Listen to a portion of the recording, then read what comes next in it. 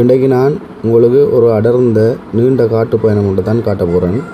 ஹபரணையிலிருந்து மின்னேரியா புலனறுவை நோக்கி பயணிக்கும்போது மொரகஸ்வெவ என்ற இடத்தை தாண்டியதும் ஒரு நீண்ட தூர காட்டு பயணம் உண்டு.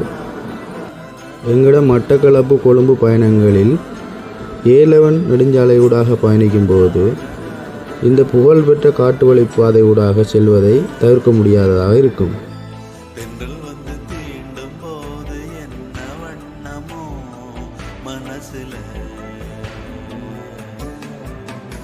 திங்கள் வந்து காயும் போது என்ன வண்ணமோ நினப்புல வந்து வந்து போகுதம்மா எண்ணம் எல்லாம் வண்ணமம்மா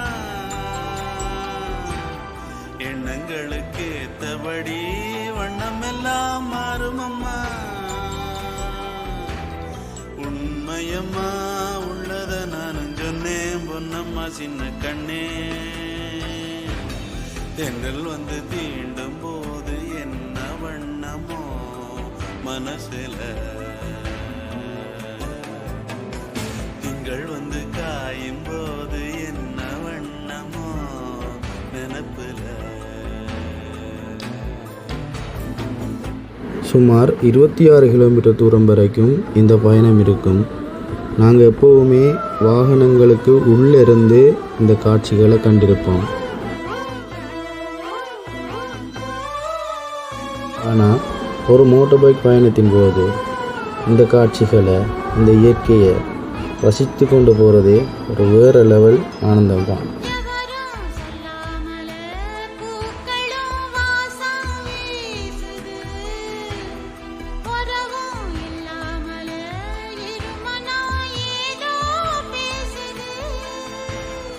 எவரும் சொல்லாமலே குயிலெல்லாம் தேனா பாடுது, எதுவும் இல்லாமலே மனசெல்லாம் இனிப்பா இனிக்குது.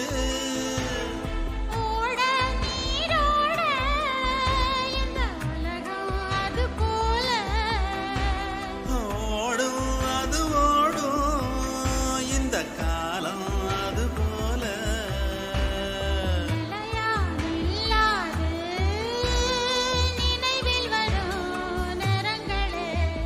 தென்றல் வந்து தீண்டும் போது என்ன வண்ணமோ மனசுல. ஹபரணையிலிருந்து மின்னேரியா இராணுவ முகாம் வரைக்கும் இந்த காட்சிகளை நான் காணொளி பதிவு செஞ்சுருக்கேன். ஆனால் நேர வீண் விரயம் கருதி இந்த காட்சிகளை நான் கொஞ்சம் வேகப்படுத்தி பதிவிடுறேன்.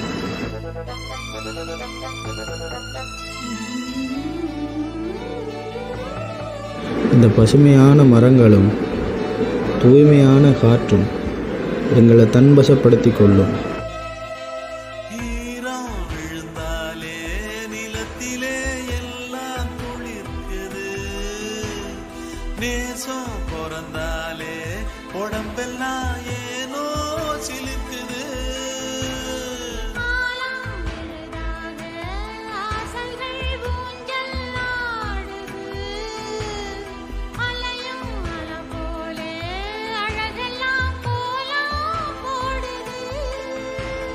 குயிலே குயிலினமே அந்த இசையா கூதம்மா,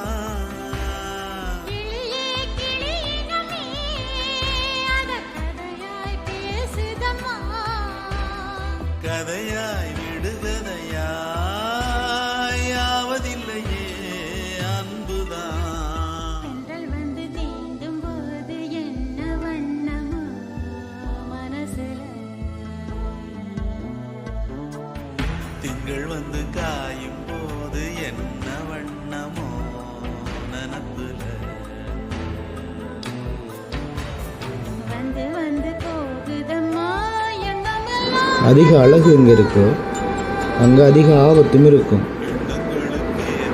இந்த வீதியால் நாங்கள் மோட்டார் பைக் பயணத்தை மேற்கொள்ளும் போது இரவு நேரங்களில் செல்றத முற்றுமுழுதாக தவிர்த்து கொள்ள வேண்டும். என்ன காரணம்டா, இந்த வீதியில் நிறைய காட்டு யானைகளை காணக்கூடிய மாதிரி இருக்கும். அதே நேரம் இரவு நேரங்களில் வாகன வெளிச்சங்களையும் நிலவின் வெளிச்சங்களையும் தவிர வேறு எந்த ஒரு ஒளியையும் காணக்கூடியவாறு இருக்காது.